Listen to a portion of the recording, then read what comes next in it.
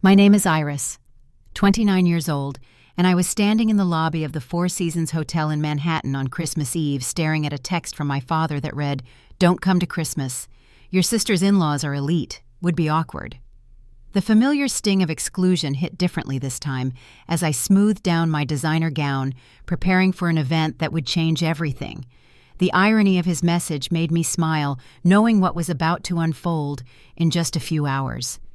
Before I share what happened that night, I would love to know where you are watching from. Please hit that like button and subscribe to hear how one Christmas Eve text message led to the most unexpected family reunion. Trust me, when the Worthington family walked into that ballroom, nobody was prepared for what happened next. The text had arrived that morning while I was having coffee in my Tribeca apartment, watching the snow fall gently over Manhattan's skyline. December 23rd, 7:43 a.m. to be precise. I had screenshotted immediately, not out of surprise, but out of a weary recognition that some things never change. Or so I thought. Our family home sat in the suburbs of Philadelphia, a 5-bedroom colonial that my parents had bought 30 years ago when mainline property was still affordable for middle-class families. Every Christmas, my mother Dorothy would transform it into something from a Hallmark movie, with garlands on every banister, a 12-foot tree in the living room, and enough lights to be seen from space. This year, however, would be different. My father Thomas, 58 years old, and recently retired from his engineering job at an aerospace company, had always been the peacekeeper in our family. He avoided confrontation like it was a communicable disease, preferring to retreat to his basement workshop whenever voices rose above conversational level. The fact that he had sent this message rather than my mother told me everything about how uncomfortable he was with the situation. My mother Dorothy, 56, and a former high school English teacher, had developed an obsession with social status that seemed to intensify with each passing year.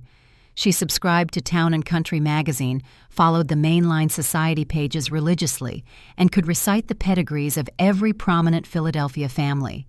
Her own middle-class background had become something she seemed determined to overcome through her daughter's marriages. Then there was Madison, my younger sister at 27, who 6 months ago had married Preston Worthington III. The wedding had been the social event of the season, at least according to the Philadelphia Inquirer's Society column. 500 guests at the Marion Cricket Club, a reception that cost more than most people's houses, and enough flowers to stock a botanical garden. I had been there, of course, relegated to bridesmaid number 4, introduced to guests as Madison's sister, who does something with computers. The Worthington family was Philadelphia royalty, the kind of old money that had streets named after them and wings in museums. Harold Worthington Jr. ran Worthington Holdings, a real estate empire that owned half of downtown Philadelphia and substantial properties from Boston to Washington. His wife Constance sat on every charity board that mattered and had her own column in the society pages. Preston, their eldest son, was being groomed to take over the empire, while their daughter Muffy had married a senator's son in a ceremony that made Madison's wedding look modest. During Madison's wedding reception, I had been placed at table 12, the Siberia of wedding seating with distant cousins and plus ones nobody really knew. When Preston's grandmother had asked what I did for a living, my mother had quickly interjected before I could answer, saying I worked in technical support, helping people with their computer problems. She had actually patted my hand sympathetically, while saying it as if apologizing for my inadequate career.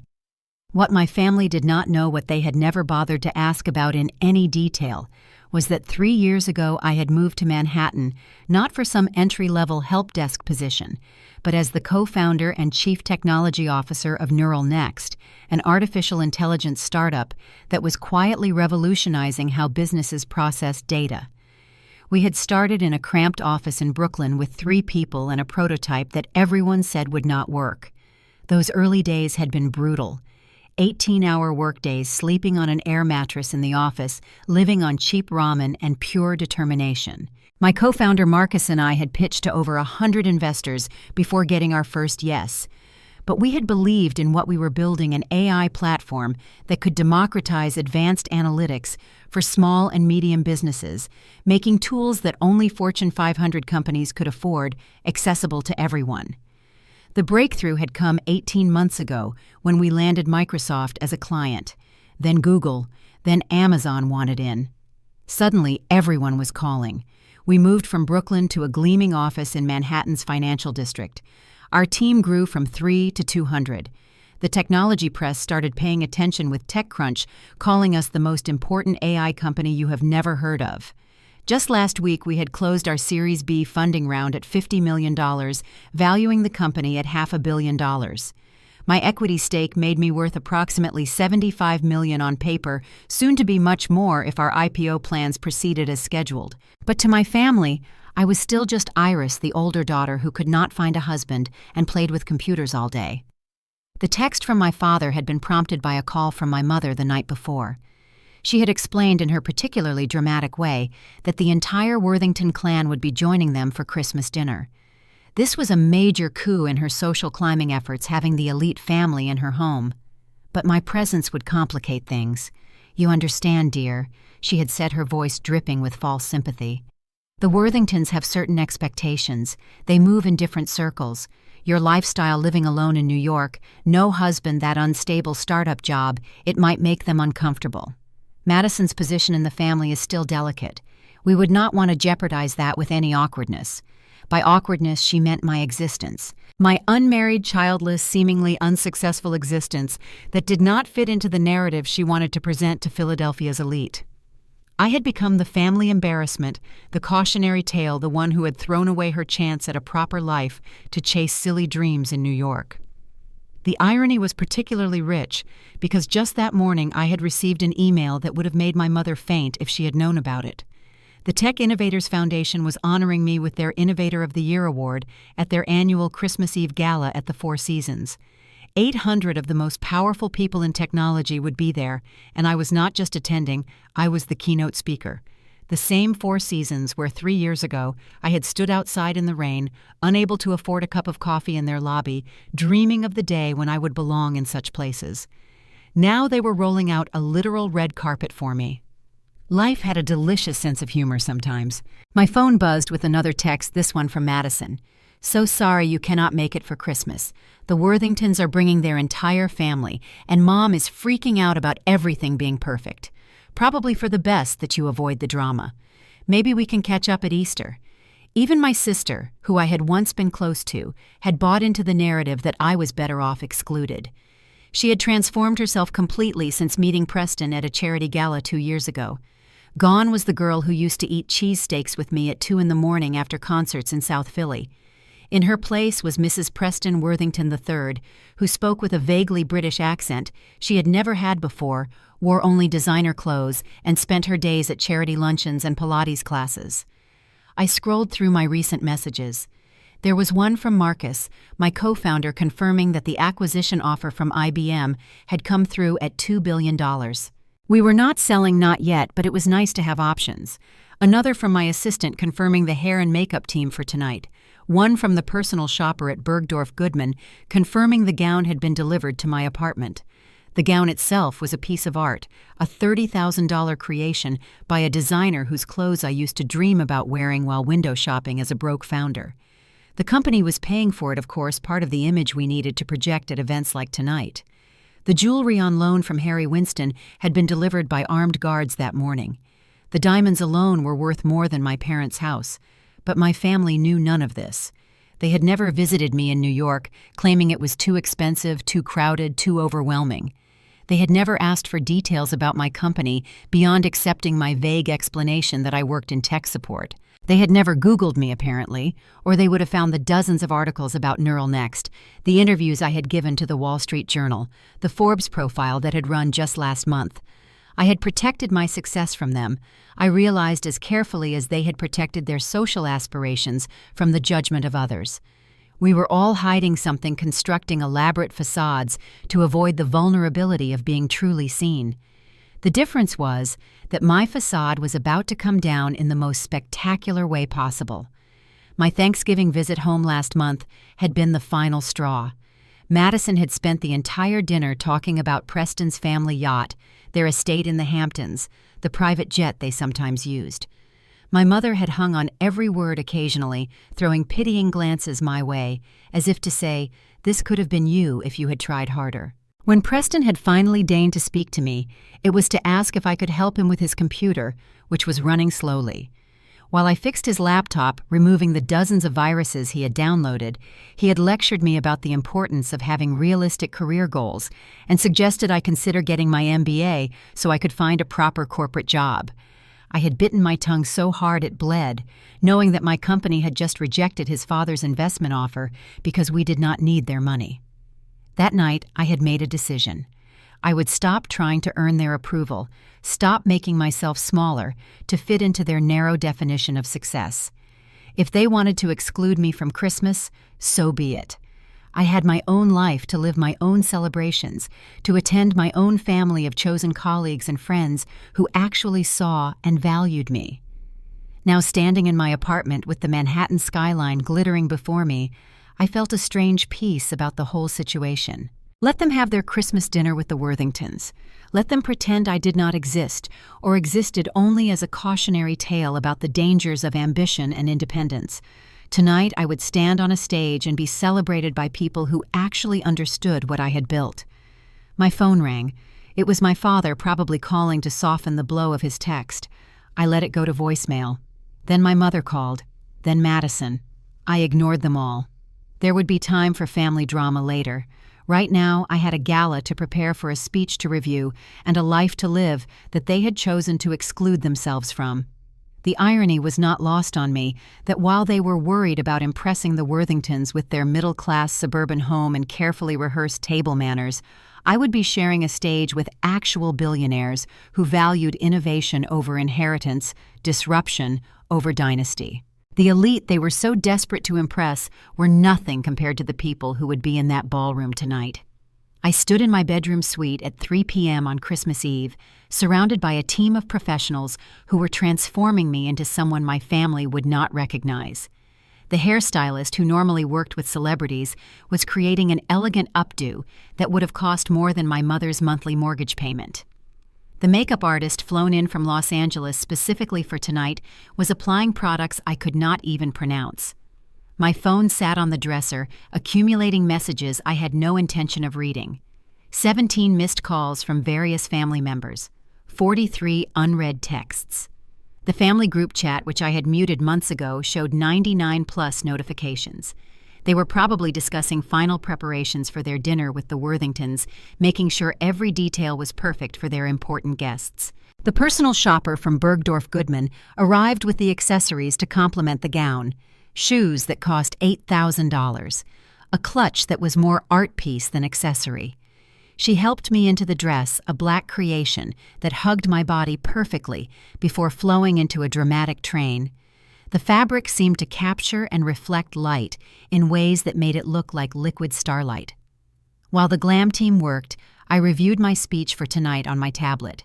The announcement about our IPO filing would be the biggest news in tech since Uber went public. We were projecting a valuation of $2 billion, which would make me one of the youngest female CEOs to take a company public.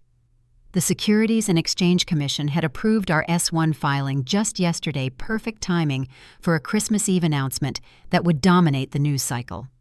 Marcus called to go over final details. "The acquisition offer from IBM is officially $2.3 billion, he said, his voice crackling with excitement. They want an answer by January 15th. Also, Sequoia Capital wants to lead our Series C if we decide not to go public. They are offering terms that would value us at $3 billion pre-money. I told him we would stick with the IPO plan. Going public was about more than money. It was about proving that two kids from middle-class backgrounds could build something that competed with Silicon Valley's finest. It was about showing every other founder who had been told they were too young, too inexperienced, too female, that success was possible." The Harry Winston security team arrived at 4 p.m. with the jewelry. The necklace alone was worth $2 million, a cascade of diamonds that would sit perfectly against the neckline of the gown. The earrings were equally spectacular, catching the light with every movement. As they fastened the clasp, I thought about how my mother had cried when I had not wanted to wear her pearl necklace to Madison's wedding, saying it was a family heirloom. These diamonds could buy 100 such heirlooms. My phone rang again. This time it was Madison, and for some reason I answered. "Iris, "Thank God," she said, sounding frazzled. "Mom is having a complete meltdown. The Worthingtons just confirmed they are bringing 12 people instead of 8. She is convinced we do not have enough china. Dad is hiding in the garage. Can you please just come? I know what they said, but I need you here." "Madison," I said calmly, while the makeup artist applied the final touches, "you all made it very clear that my presence would be an embarrassment, that the Worthingtons would be uncomfortable with my lifestyle. I am respecting your wishes and staying away." "But it is Christmas," she protested. "You are my sister. I did not mean for it to go this far. Mom and Dad just got carried away with trying to impress Preston's family. Did you stand up for me when they decided to exclude me?" I asked. "Did you tell them it was wrong to uninvite me from Christmas because my life doesn't meet the Worthington standards?" Her silence was answer enough. "I have plans tonight anyway," I said. "Important plans that cannot be changed." "What could be more important than family on Christmas Eve?" she demanded, sounding genuinely hurt. I looked at myself in the mirror, a vision in black and diamonds about to be honored by the tech industry's most powerful players. "You would be surprised," I said, and hung up. The car arrived at 5:30, a Bentley that the event organizers had sent. As we drove through Manhattan, the city was magical with Christmas lights and snow. Tourists packed the sidewalks, taking photos of window displays. Families hurried to last-minute dinners. It was a city alive with possibilities so different from the suffocating suburbs where I had grown up. The Four Seasons came into view, its entrance transformed with red carpet and barriers holding back photographers. As the car pulled up, I could see the media gathered waiting for arrivals. Tech reporters from every major publication, photographers from Getty and Reuters, video crews from Bloomberg and CNBC. The door opened, and suddenly I was stepping onto the red carpet. The photographers started shouting immediately. "Iris, Iris Chen. Over here, Neural. Next, give us a smile." The flashes were blinding, but I had learned to navigate these moments over the past year. Smile, pause, turn, wave. Make sure they get the shots they need. Inside the ballroom had been transformed into a winter wonderland that made my mother's Christmas decorations look amateur. Crystal chandeliers reflected off ice sculptures. Trees made entirely of lights lined the walls.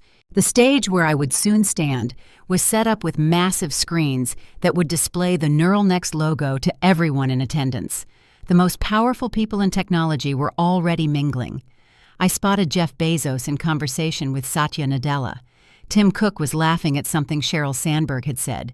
Elon Musk was holding court near the bar, gesticulating wildly about something probably related to Mars. These were the people my family would kill to meet, and here they were approaching me with warm greetings and congratulations. "Iris, you look absolutely stunning," said Mary Barra, CEO of General Motors, pulling me into a hug. "I heard about the IBM offer. You are playing hardball, and I love it." The venture capitalist who had given us our first $1 million appeared at my elbow. "Remember when you could not afford coffee in this place," he said with a grin.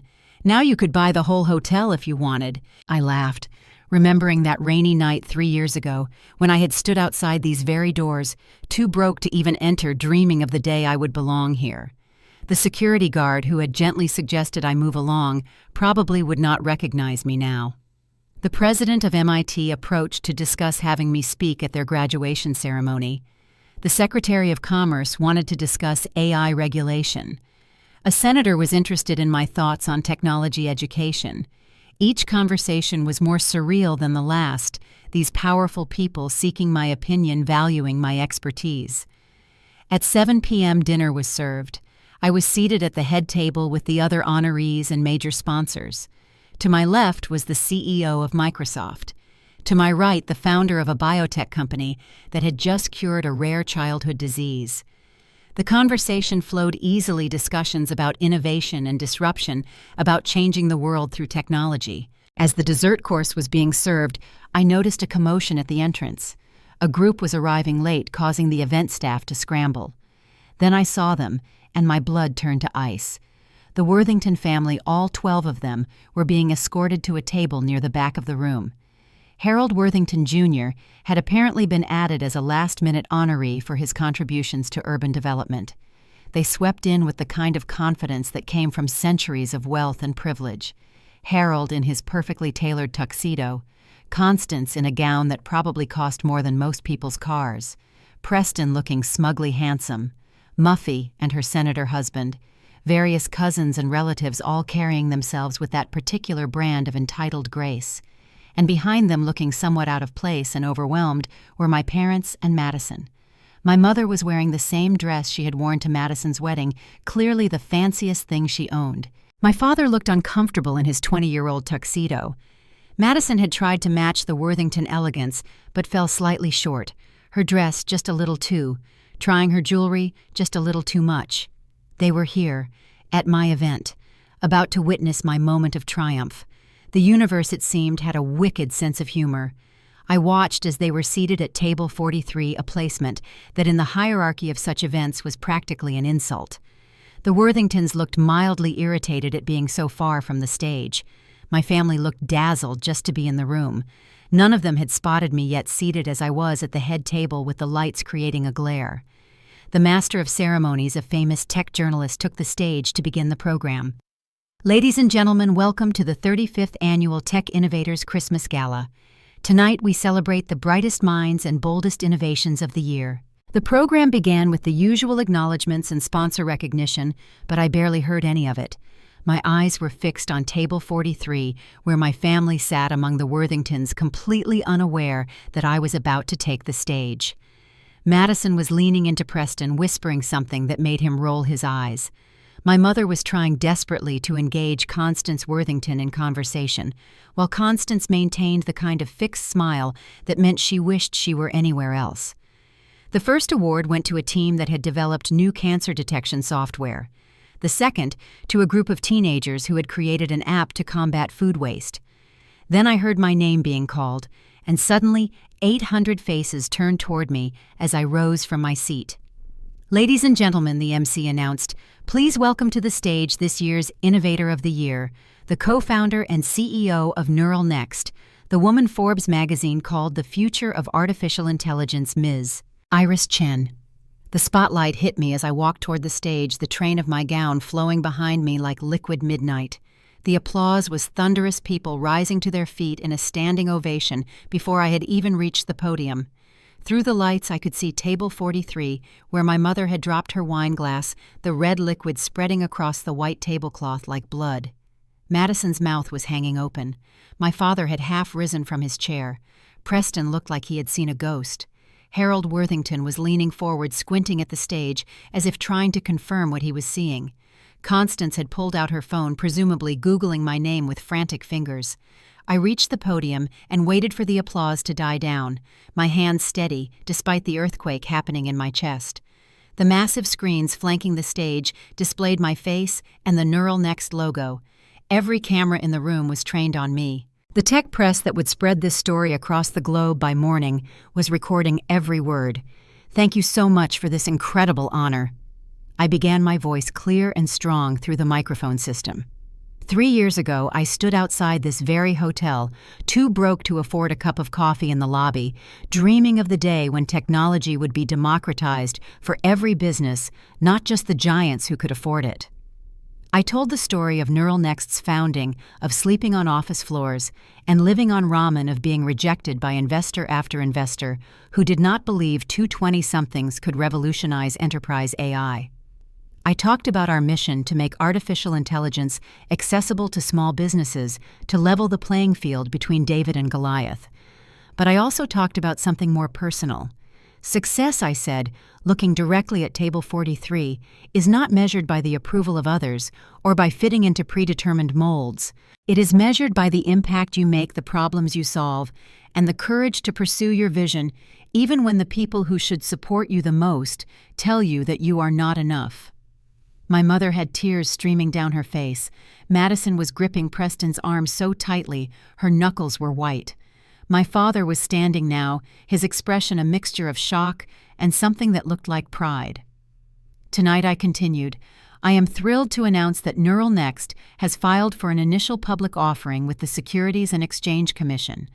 Our projected valuation of $2 billion will make us one of the most valuable AI companies to go public this decade. The room erupted again.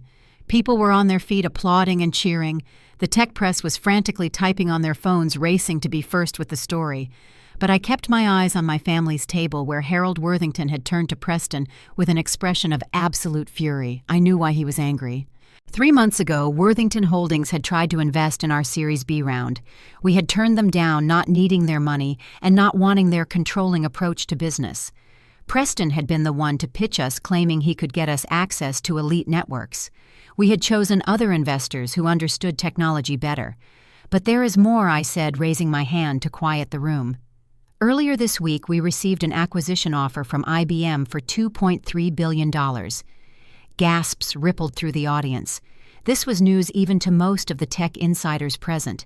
We have declined this offer, I continued, because we believe NeuralNext's best days are ahead of us as an independent company.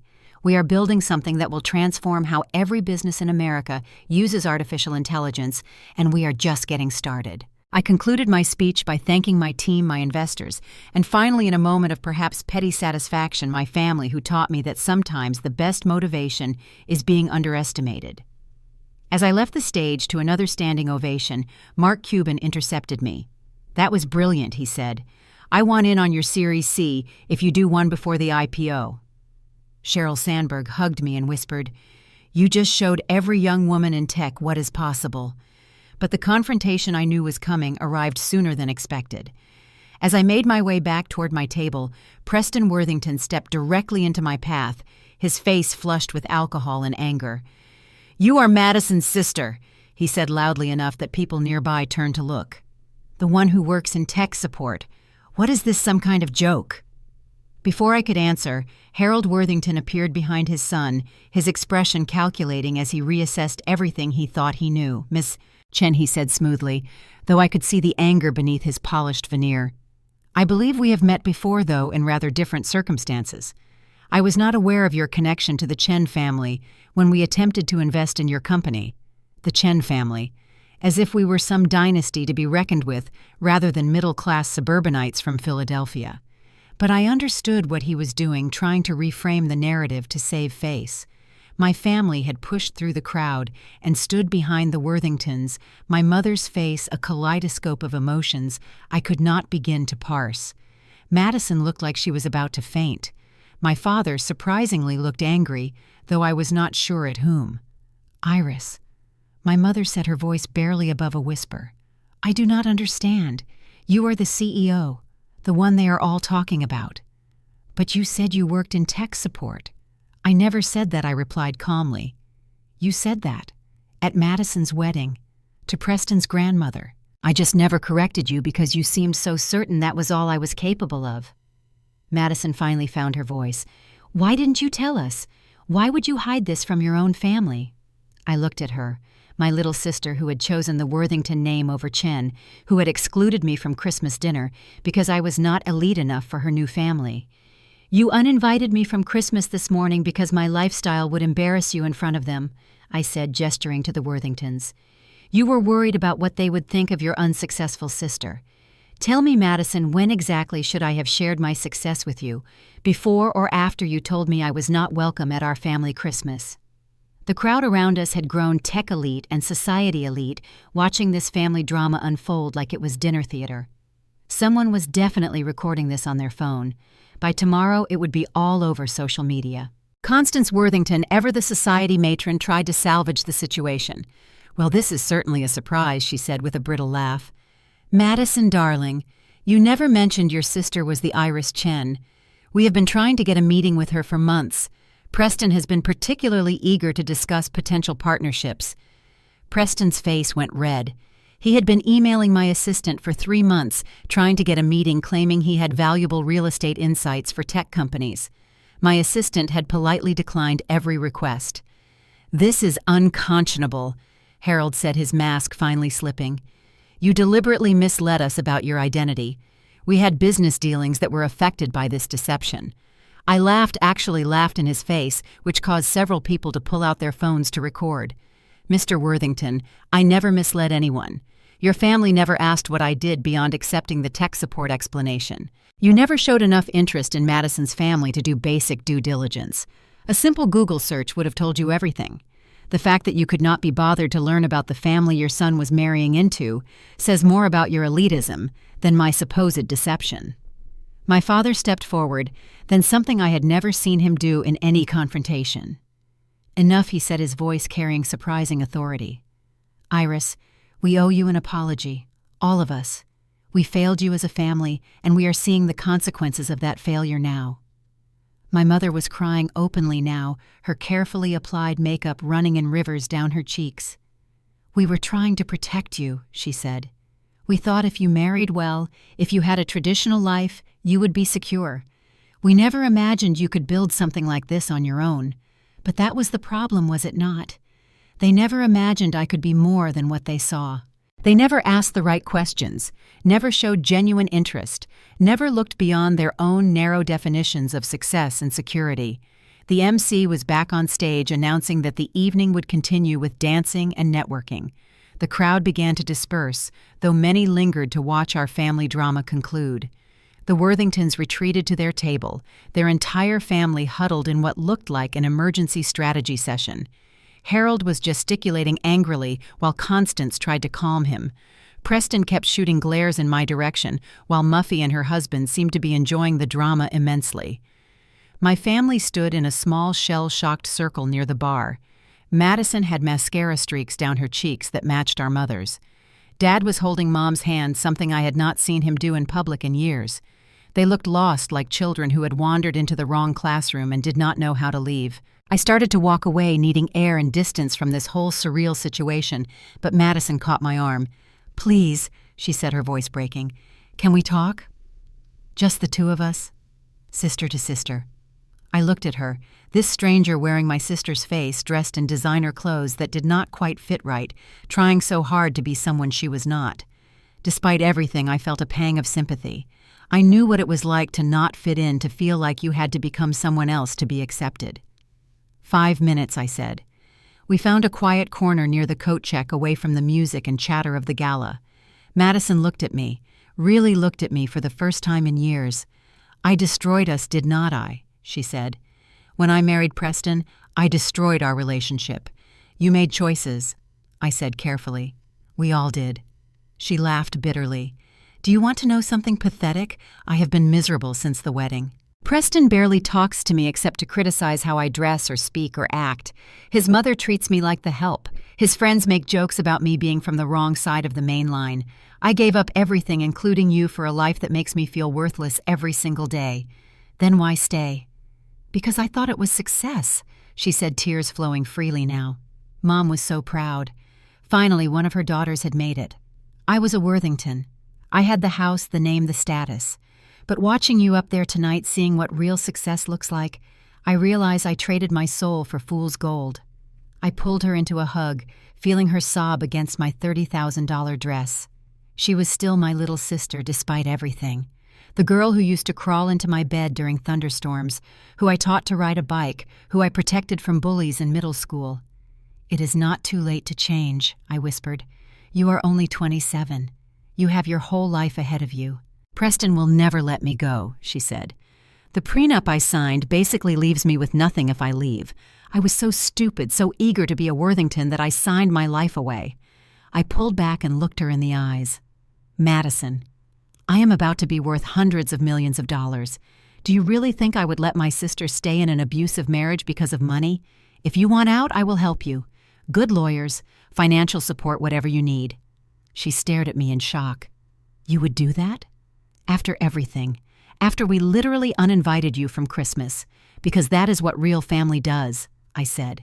"They show up when it matters, even when you have been hurt." We were interrupted by Preston's arrival, his face twisted with barely controlled rage. "Madison, we are leaving." Now he commanded, not even acknowledging me. Madison looked at him, then at me, then back at him. Something shifted in her expression, a spark of the girl she used to be flickering to life. "No," she said quietly. "Excuse me." Preston's voice was dangerous. "I said no, Preston. I am not leaving. In fact, I am done being ordered around by you and your family. I want a divorce." The words hung in the air like an explosion. Preston's face went from red to purple. "You cannot be serious. You are nothing without me. You are nobody. Your family is nobody. You will get nothing in the divorce. The prenup makes sure of that. Actually, Madison's voice grew stronger. My sister just offered to help me with lawyers and financial support. So I will be just fine without you and your family's money. Preston turned to me, his mask of civility completely gone. You poisonous bitch! You have ruined everything. Madison was perfectly happy until you confused her with your feminist garbage about success and independence. I stepped between him and Madison, my voice ice cold. Mr. Worthington, I suggest you walk away now before this becomes a scene that ends up on every tech blog and society page tomorrow. The founder of Neural Next defending her sister from an abusive husband is exactly the kind of story the media loves. He looked around and realized dozens of people were watching, many with phones out. The tech elite might not have known who he was before tonight, but they would definitely remember him now. He stormed off, probably to report to Daddy about how the Chen sisters had ruined everything. Madison hugged me again, tighter this time. "Thank you," she whispered, "for seeing me when I could not even see myself." Our parents approached tentatively, like they were approaching wild animals that might bolt. The confident society woman my mother had tried to be was gone, replaced by someone who looked older and more fragile than I had ever seen her. "Iris," she said, her voice thick with tears, "can you ever forgive us? We were so blind, so focused on the wrong things. We pushed away our brilliant daughter because she did not fit our small-minded idea of success. I thought about all the hurt, all the comparisons, all the times I had been made to feel less than. But I also thought about forgiveness and how holding on to anger was like drinking poison and expecting the other person to die. We have a lot to talk about," I said, "a lot to work through. But it is Christmas Eve, and I do not want to spend it angry." My father stepped forward and, surprising everyone, including himself, pulled me into a bear hug. "I am so proud of you," he whispered, "so incredibly proud. I should have said it every day instead of staying silent while they diminished you." As we stood there, our family unit reforming in the middle of a 5-star hotel ballroom, Harold Worthington approached one final time. He had composed himself, the businessman mask back in place. "Ms. Chen," he said formally, "I believe we may have gotten off on the wrong foot. Worthington Holdings would very much like to explore partnership opportunities with Neural Next. Perhaps we could schedule a meeting in the new year." I looked at him, this titan of real estate who had spent the evening ignoring me until he realized I had something he wanted. "Mr. Worthington, I appreciate the interest, but Neural Next has no plans to partner with companies that do not align with our values of innovation, inclusion, and integrity. I do not believe Worthington Holdings meets those criteria." His face flushed, but he maintained his composure. "I see. Well, if you change your mind, you know where to find us." As he walked away, Madison laughed, actually laughed for the first time all evening. "Did you just turn down Harold Worthington in public?" "At a gala, I turned down his investment 3 months ago, too," I said. "He is not used to being told no, especially by women he considers beneath him." The gala was winding down, but the tech elite kept approaching to congratulate me, to pitch partnerships, to invite me to exclusive events. Each time I introduced my family, watched my parents' amazement as titans of industry treated their daughter with respect and admiration. Finally, as midnight approached, we stood outside the Four Seasons while snow began to fall. The Worthingtons had left in their fleet of town cars, Preston and Madison's marriage effectively over. The tech elite were heading to after parties or private jets, and my family stood on a Manhattan sidewalk, unsure what happened next. "Come to my apartment," I said impulsively. "It is Christmas Eve. We should be together." "But we ruined your Christmas," my mother protested. "We excluded you, hurt you, and now you are here," I said. "We cannot change the past, but we can choose what happens next." The ride to my Tribeca apartment was surreal. My parents, who had never visited me in New York, pressed their faces to the windows like tourists marveling at the city lights and decorations. Madison sat beside me, having removed her wedding rings, and dropped them in her clutch with a satisfying click. For the first time in months, she looked like herself again. The doorman at my building greeted me warmly, his eyes widening slightly at my gown and jewels. "Good evening, Ms. Chen. Successful event tonight." "Very successful, James. These are my parents and sister. They will be on the permanent guest list from now on. The elevator rose 32 floors while my family stood in silent awe. When the doors opened directly into my penthouse, my mother actually gasped. The space was everything I had dreamed of when I was sleeping on that office floor in Brooklyn. Floor-to-ceiling windows showcasing Manhattan's glittering skyline. An open concept design that flowed from living room to kitchen to dining area. Modern art on the walls, including several pieces by artists who were now friends. The Christmas tree I had decorated myself stood in the corner, simple and elegant, with white lights and silver ornaments. "This is where you live?" my father asked, walking to the windows like he was in a trance. When I am not at the office, I said, already changing out of my heels and heading to my bedroom. "Make yourselves comfortable. There is wine in the kitchen, food in the fridge. I need to get out of this dress before the jewelry security team shows up." I changed into jeans and a comfortable sweater, carefully placing the millions of dollars worth of diamonds in their cases for return. When I emerged, I found my family standing exactly where I had left them, like they were afraid to touch anything. Madison was crying again, but these seemed like different tears. "I was so jealous," she admitted. "When you moved to New York when you were building something, I was stuck in Philadelphia working at that marketing firm I hated. So when Preston showed interest, I thought it was my chance to finally beat you at something. God, how pathetic is that?" "Not pathetic," I said, pouring wine for everyone. "Human. We all want to feel special, successful, valued. You just looked for it in the wrong place." My mother had moved to the bookshelf where a framed Forbes cover featuring me sat among other mementos.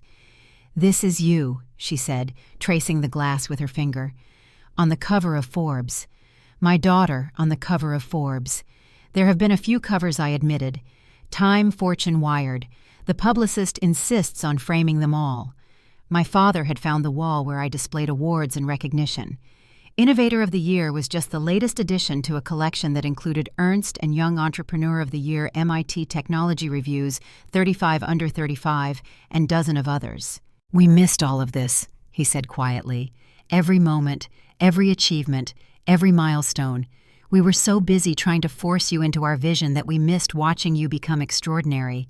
You did not miss it, Dad. You just were not there to witness it. There is a difference." We settled into the living room, the tension slowly easing as the wine and the late hour worked their magic. Madison curled up in a chair, looking younger, without the heavy makeup and pretentious hairstyle she had adopted as Mrs. Worthington. My parents sat on the sofa holding hands, looking at me like they were seeing me for the first time. "Tell us everything," my mother said. "From the beginning. We want to know it all." So I told them. About the late nights coding the failed pitches, the moments of doubt when ramen was all I could afford. I told them about the breakthrough moment when our algorithm finally worked, about landing that first major client, about the day we moved into real offices. I shared the highs and lows, the victories and near defeats, the story of building something from nothing. Madison asked questions about the technology, genuinely interested in understanding what Neural Next actually did. My father wanted to know about the business model, impressed by the elegance of our solution. My mother, surprisingly, was most interested in my team, the people who had believed in the vision and helped build it. As I talked, I realized this was the conversation we should have been having for years. Not about marriage prospects or traditional success metrics, but about dreams and ambitions and the courage to pursue them. At 2 a.m. on Christmas morning, we were still talking. Madison had kicked off her designer shoes and was raiding my refrigerator like she used to do when we were kids. Dad had loosened his bow tie and was asking surprisingly astute questions about artificial intelligence. Mom had washed off her ruined makeup and looked 10 years younger. "I have an idea," I said suddenly. "Stay here tonight, all of you. I have guest rooms, and tomorrow is Christmas.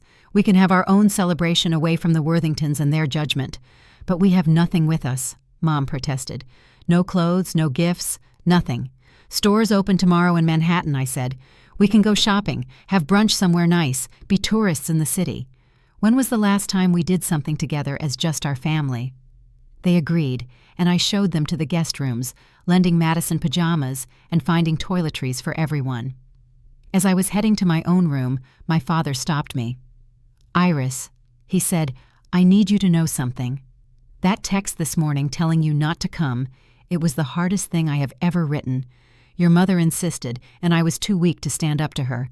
But I have regretted it every second since hitting send. I know, Dad, but you are here now. That is what matters." He hugged me again, and I felt like a little girl for just a moment, safe in her father's arms, before remembering I was a CEO worth millions, who had just publicly destroyed a real estate dynasty's ego. Christmas morning dawned bright and clear, Manhattan covered in a perfect blanket of snow. I woke to the sound of my mother making coffee in the kitchen, a familiar sound from childhood that felt strange in my modern apartment. Madison was already up, standing at the windows in my borrowed pajamas, watching the city wake up. "The snow is so beautiful here," she said. "In the suburbs, it just turns to gray slush, but here it makes everything magical." I made breakfast. Nothing fancy, just scrambled eggs and toast and fruit, but we ate together at my dining table like we had not done in years. No Worthingtons to impress, no social standards to maintain, just family being family.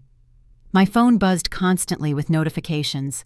The tech press had exploded with the IPO announcement. My confrontation with the Worthingtons had indeed gone viral, with various outlets calling it the ultimate family revenge or the best Christmas mic drop ever. I turned the phone face down and ignored it all. We spent the day doing things I had always wanted to show them. The High Line covered in snow, the Christmas windows at Bergdorf Goodman, hot chocolate at a little place in Greenwich Village. We talked and laughed and slowly rebuilt connections that had been severed by years of misunderstanding and missed expectations. Madison filed for divorce that afternoon, using an app on her phone, the irony not lost on any of us that technology was freeing her from her analog prison. The prenup would make things complicated, but I had already texted my lawyers to start working on her case. That evening, we had dinner at a small Italian restaurant in Little Italy, the kind of place with checkered tablecloths and candles and wine bottles. No reservations needed, no status required, just good food and family. "I want to invest," my father said suddenly over dessert. In what I asked, confused. "In Neural Next. Whatever you will let me. I know it will not be much compared to your usual investors, but I want to be part of what you are building. Dad, you do not have to do that. I know. But I missed being part of your journey once. I do not want to miss it again." Madison reached across the table and took my hand. "I want to work for you," she said. "I know I do not have tech experience, but I have a marketing degree, and I am tired of wasting my life. Teach me. Let me be part of something real." I looked at them, my family who had hurt me and excluded me and underestimated me, now asking to be included in the life they had dismissed. It would have been easy to say no to maintain the distance to protect myself from future hurt. But success means nothing if you have no one to share it with. "Okay," I said. "Dad, you can invest in the friends and family round we are doing before the IPO. Madison, you can start as a marketing coordinator and work your way up. But you actually have to work no nepotism." They agreed eagerly, and we toasted with cheap house wine that tasted better than the $1,000 bottles at last night's gala. As we walked back to my apartment through the snowy streets, my mother linked her arm through mine. "I am proud of you," she said, "not because of the money or the success or the recognition. I am proud because you stayed true to yourself when everyone, including me, tried to change you. That takes a courage I never had." 3 months later, Neural Next went public. The stock opened at $40 a share and closed the first day at $63. My net worth on paper exceeded $500 million. Forbes did another cover story this time about the Chen family's journey from exclusion to inclusion. Madison had divorced Preston in a spectacular legal battle that made the society pages for weeks. She moved to Manhattan, got a small apartment in Brooklyn, and started working at Neural Next as a junior marketing coordinator. She was brilliant at it, her understanding of social dynamics translating perfectly to brand building. My parents visited monthly, staying in my guest room, finally getting to know their daughter and the city that had shaped her. They sold their house in Philadelphia and bought a smaller place closer to the train station, making visits easier. The Worthingtons faded from our lives entirely, their empire slowly crumbling as Harold's old-fashioned approach to real estate failed to adapt to changing times. Preston married another society girl within a year, someone more willing to play the role Madison had rejected. But the most important change was in how we related to each other as a family. No more comparisons, no more trying to fit into predetermined molds, no more exclusion based on perceived failure. We had learned that success comes in many forms, and the only approval that matters is your own.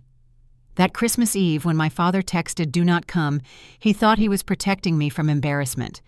Instead, he freed me to be exactly who I was, in front of exactly the right audience. Sometimes the best gift is not being invited to the wrong party, so you can shine at the right one. The irony was delicious. They had excluded me to impress the elite, not realizing I had already become more elite than the people they were trying to impress.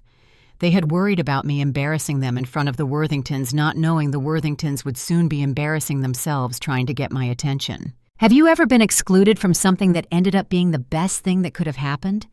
Have you ever had your family underestimate you only to prove them wrong in the most spectacular way?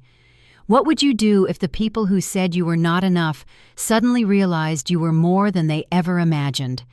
Share your stories in the comments below. If this resonated with you, please hit that like button and subscribe for more stories about family success and the sweet taste of vindication. Share this with anyone who has ever been told they are not enough, not elite enough, not worthy of a seat at the table. Thank you for listening to my story this Christmas. Remember, the best revenge is massive success, and the best gift you can give yourself is the freedom to be exactly who you are, not who others think you should be. May your holidays be filled with acceptance, love, and the courage to exclude yourself from tables where you are not valued. Until next time, this is Iris reminding you that sometimes being uninvited is the universe's way of redirecting you to where you actually belong.